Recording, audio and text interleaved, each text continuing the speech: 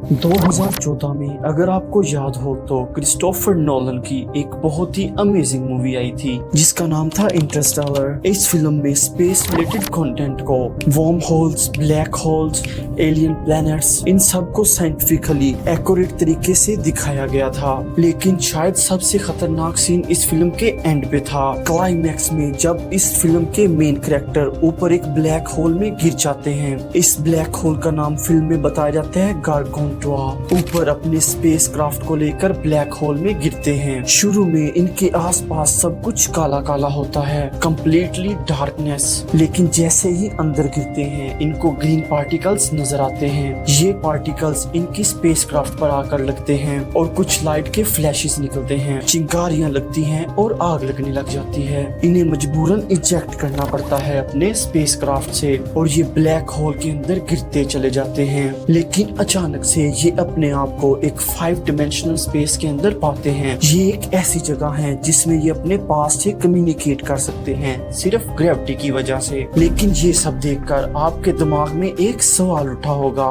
क्या ये सब पॉसिबल है? अगर हम सही में ब्लैक होल के अंदर गिरेंगे तो क्या हमें ये सब कुछ देखने को मिलेगा? आइए समझने की कोशिश करते हैं इन सारे सवालों को आज की इस वीडियो में। ब्लैक होल्स का इतिहास कुछ ज्यादा पुराना नहीं है। आज से 100 साल पहले कोई भी ब्लैक होल्स के बारे में जानता तक नहीं था। आइंस्टाइन की थ्योरी ऑफ रिलेटिविटी की वजह से ही बाद में ब्लैक होल्स के बारे में बात की गई थी। इस थ्योरी के एक्चुअली 2 हिस्से हैं दोस्तों, special theory of relativity and general theory of relativity. Special theory of relativity जिसे आइंस्टाइन ने 1905 में पब्लिश किया था, ये थ्योरी हमें बताती है कि कैसे स्पीड टाइम को इन्फ्लुएंस करती है। अगर आप एक ऐसी स्पेसशिप में बैठे हो जो बहुत ही तेज उड़ने लगी हो, अगर स्पीड बहुत ज्यादा है तो आपके लिए टाइम धीरे चलेगा। रिलेटिव टू वो लोग जो स्पेसशिप में नहीं बैठे हैं। रिलेटिव वर्ड बहुत ही इंपॉर्टेंट है क्योंकि जब आप स्पेसशिप में बैठे होंगे आपको फील नहीं हो रहा होगा कि टाइम बहुत धीरे चलने लगा है। आपके लिए टाइम उतनी ही स्पीड पे चल रहा होगा जितनी नॉर्मल स्पीड में चलता है। लेकिन जब आप वापस जमीन पर जाएंगे तो आपको मालूम होगा कि टाइम कितनी अजीब तरीके से चल रहा था। इस चीज को काइनेमेटिक टाइम डायलेशन कहा जाता है। अब स्पीड से ही नहीं बल्कि ग्रेविटी से भी टाइम डायलेशन हो सकती है, जिसे आइंस्टाइन ने बताया अपनी जनरल थ्योरी ऑफ रिलेटिविटी में।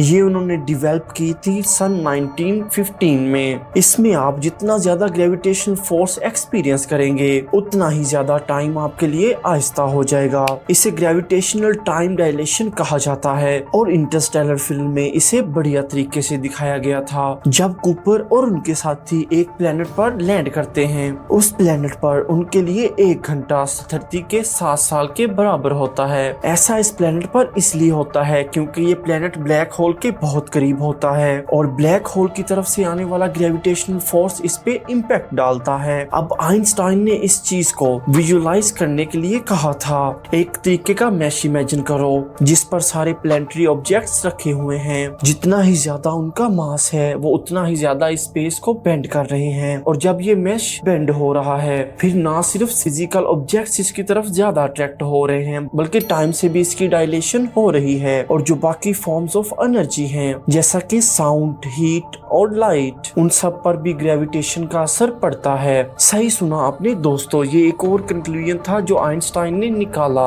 ग्रेविटेशन से ऑलमोस्ट हर चीज पर असर पड़ता है। ग्रेविटेशनल फोर्स से ना सिर्फ फिजिकल ऑब्जेक्ट्स अट्रैक्ट होते हैं बल्कि हीट, साउंड और लाइट भी अट्रैक्ट होते हैं। तो इसका मतलब ये हुआ कि ऐसे भी ऑब्जेक्ट्स हो सकते हैं जिनमें ग्रेविटेशनल फोर्स इतना ज्यादा है कि वो लाइट को पूरी तरह से अपने अंदर ऑब्जर्व कर सकते हैं। और अगर ऐसे ऑब्जेक्ट्स हैं तो वो कम्प्लीटली ब्लैक होंगे और वो हमें दिखाई नहीं देंगे क्योंकि लाइट उनसे बाहर नहीं निकल पाती। एग्जैक्टली यही होते हैं दोस्तों ब्लैक होल्स। लेकिन जब आइंस्टाइन ने अपनी थ्योरी ऑफ जनरल रिलेटिविटी बताई थी उस वक्त ये ब्लैक होल का कॉन्सेप्ट सिर्फ थ्योरेटिकल था। आइंस्टाइन को पता था कि ग्रेविटेशन लाइट को इन्फ्लुएंस करती है और थ्योरेटिकली ऐसे ऑब्जेक्ट्स हो सकते हैं जो लाइट को ऑब्जर्व कर सकें। लेकिन आइंस्टाइन एक्चुअली में भी नहीं जानते थे कि ब्लैक होल्स होते हैं। इनफैक्ट जब तक आइंस्टाइन जिंदा थे तो उन्हें ये ब्लैक होल्स का कॉन्सेप्ट बहुत ही अजीब लगता था। वो जानते थे कि थ्योरेटिकली ऐसी चीजें हो सकती हैं